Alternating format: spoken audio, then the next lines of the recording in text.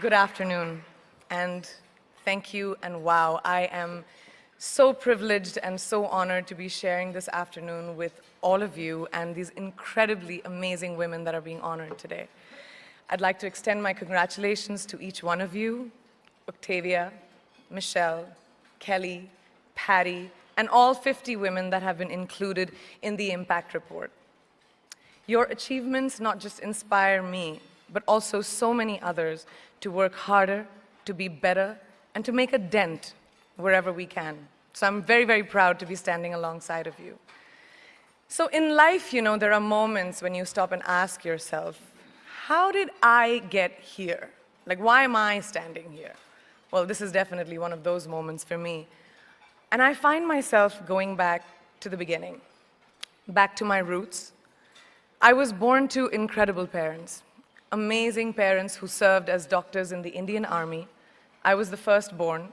My brother was born a few years later, and even then, nothing changed for me.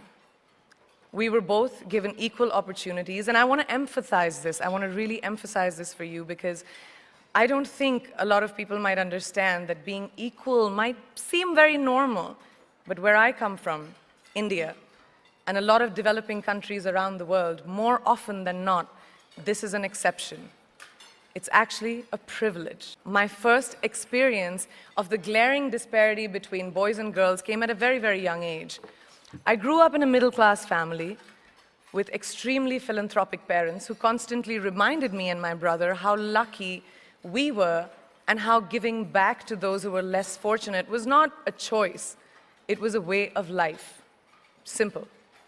I was 7 or 8 years old when my parents started taking me on these visits in a traveling clinic to developing communities around and villages around the city that we lived in called Bareilly. We were packed into this ambulance and my parents would provide free medical care to people who couldn't afford it. My job at the age of 8 was assistant pharmacist. So I would count all the medicines, put them in an envelope and give it out to patients, and I really took my job very seriously, very seriously. But the more I went on these expeditions, the more I began to notice the simplest things that distinguished a boy from a girl or a man from a woman. For example, girls were pulled out of school when they hit puberty because they were considered ready for marriage and babies. That's 12 and 13, while boys still enjoyed their childhood. Or basic human rights, such as healthcare, were denied just because they were women. Let's call this whole experience trigger number 1 for me. Fast forward a few years and many, many triggers in between. Like a producer-director, for example, early on in my career, I must have been about 18 or 19, telling me that if I didn't agree to the ridiculous terms or painfully low salary in his movie, that he would just replace me, because girls are replaceable in the entertainment business. That was a memorable one. Made me decide to make myself irreplaceable. But I think what really moved the needle for me and ultimately led me to create the Priyanka Chopra Foundation for Health and Education and around the same time partner with UNICEF was an encounter with my housekeeper's daughter. About 12 years ago, I came home from set early one day and she was sitting in my library reading a book. And she must have been 8 or 9 years old and I knew she loved reading. So I asked her, I was like, it's a weekday, why aren't you in school? And she said, oh, I don't go to school anymore. So I went and asked her mother, and I said, why isn't she in school? And her mom said that her family couldn't afford to send her and her brothers to school, so they chose the boys. The reason, she would eventually get married, and it would be a waste of money. I was completely blown, and it shook me to my core. Eventually, I decided to cover the cost of her education so that she could continue to learn, because education is a basic human right and a huge necessity, especially today. From that point on, I was determined to make a difference in as many children's lives as I could, in whatever big or small way that I could contribute.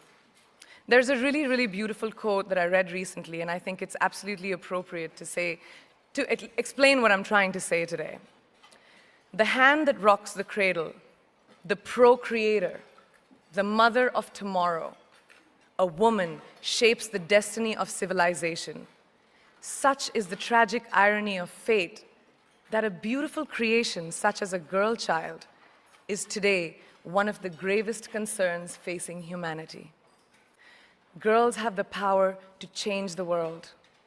It is a fact, and yet today, girls are more likely than boys never to set foot in a classroom, despite of all the efforts and progress made over the last 2 decades.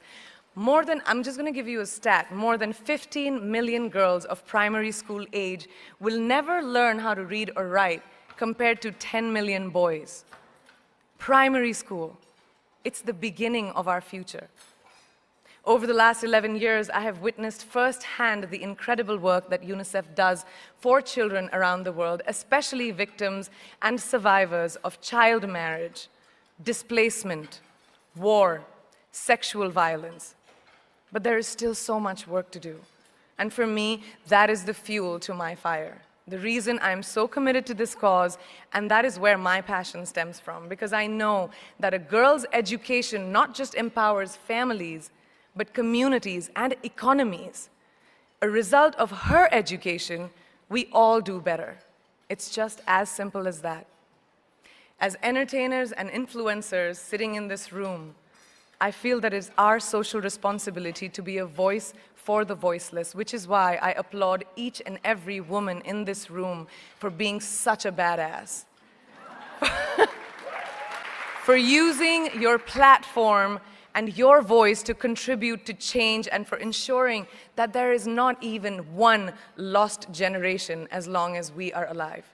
I'd like to thank Variety and all of you for encouraging me and all of us in this room to keep going and fighting on. Thank you so much.